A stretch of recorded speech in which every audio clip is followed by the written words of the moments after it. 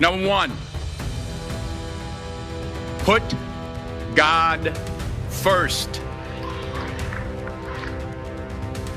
Put God first in everything you do. Everything that you think you see in me, everything that I've accomplished, everything that you think I have, and I have a few things, everything that I have is by the grace of God. Understand that. It's a gift. 40 years ago, March 27th, 1975, it was 40 years ago, just this past March, I was flunking out of college. I had a 1.7 grade point average.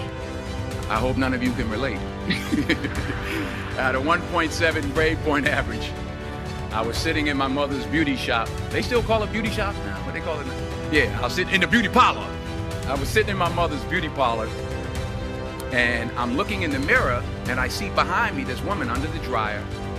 And every time she looked up, every time I looked up, she was looking at me. She's looking me in the eye. And I didn't know who she was, and I said, she said, somebody give me a pen, give me a pencil. I have a prophecy. March 27, 1975, she said, boy, you are gonna travel the world and speak to millions of people. Now mind you, I flunked out of college. I'm thinking about joining the army. I didn't know what I was gonna do, and she's telling me I'm gonna travel the world and speak to millions of people. Well, I have traveled the world, and I have spoke to millions of people. But that's not the most important thing, the success that I had. The most important thing is that what she taught me and what she told me that day has stayed with me since. I've been protected, I've been directed, I've been corrected. I've kept God in my life, and it's kept me humble. I didn't always stick with him, but he always stuck with me. So stick with him in everything you do. If you think you want to do what you think I've done, then do what I've done and stick with God. Number two, fail big. That's right. Fail big. Today is the beginning of the rest of your life, and it can be very frightening. It's a new world out there. It's a mean world out there, and you only live once. So do what you feel passionate about. Take chances professionally. Don't be afraid to fail. There's an old IQ test, was 9 dots, and you had to draw 5 lines with a pencil within these 9 dots without lifting the pencil. The only way to do it was to go outside the box. So don't be afraid to go outside the box. Don't be afraid to think outside the box. Don't be afraid to fail big, to dream big.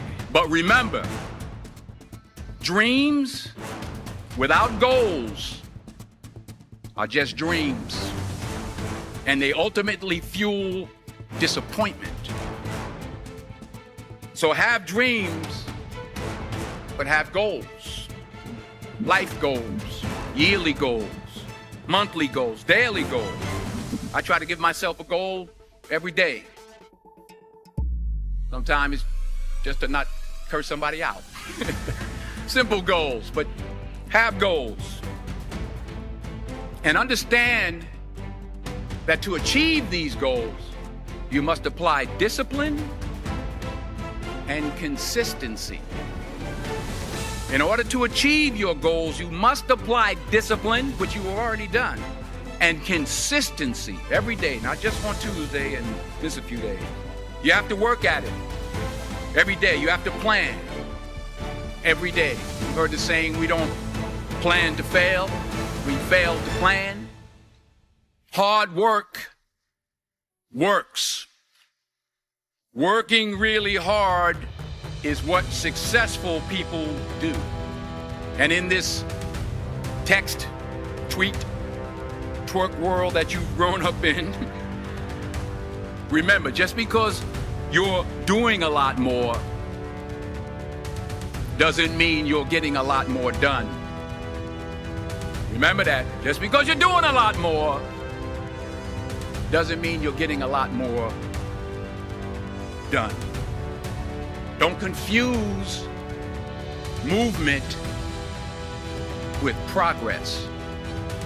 My mother told me, she said, yeah, because you can run in place all the time and never get anywhere. So continue to strive, continue to have goals, continue to progress. Number 3, you'll never see a U-Haul behind a hearse. I'll say it again. You'll never see a U-Haul behind a hearse. I don't care how much money you make, you can't take it with you. And it's not how much you have. It's what you do with what you have. We all have different talents. Some of you will be doctors, some lawyers, some scientists, some educators, some nurses, some teachers. Yeah, okay. Some preachers. The most selfish thing you can do in this world is help someone else.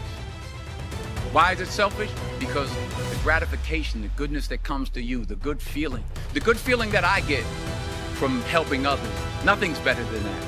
Not jewelry, not big house I have, not the cars, but it's the joy. That's where the joy is, in helping others. That's where the success is. Finally, I pray that you put your slippers way under the bed tonight, so that when you wake up in the morning, you have to get on your knees to reach them.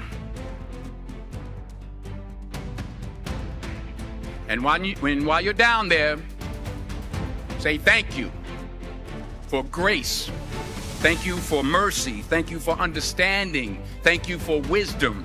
Thank you for parents. Thank you for love. Thank you for kindness. Thank you for humility. Thank you for peace. Thank you for prosperity. Say thank you in advance for what's already yours. It's how I live my life. That's why I am, one of the reasons why I am today. Say thank you in advance for what is already yours. True desire in the heart for anything good is God's proof to you, sent beforehand to indicate that it's yours already. I'll say it again. True desire in the heart, that itch that you have, whatever it is you want to do, that thing that you want to do to help others and to grow and to make money, that desire, that itch, that's God's proof to you, sent beforehand already to indicate that it's yours. And anything you want good, you can have. So claim it. Work hard to get it. When you get it, reach back. Pull someone else up. Each one, teach one. Don't just aspire to make a living. Aspire to make a difference.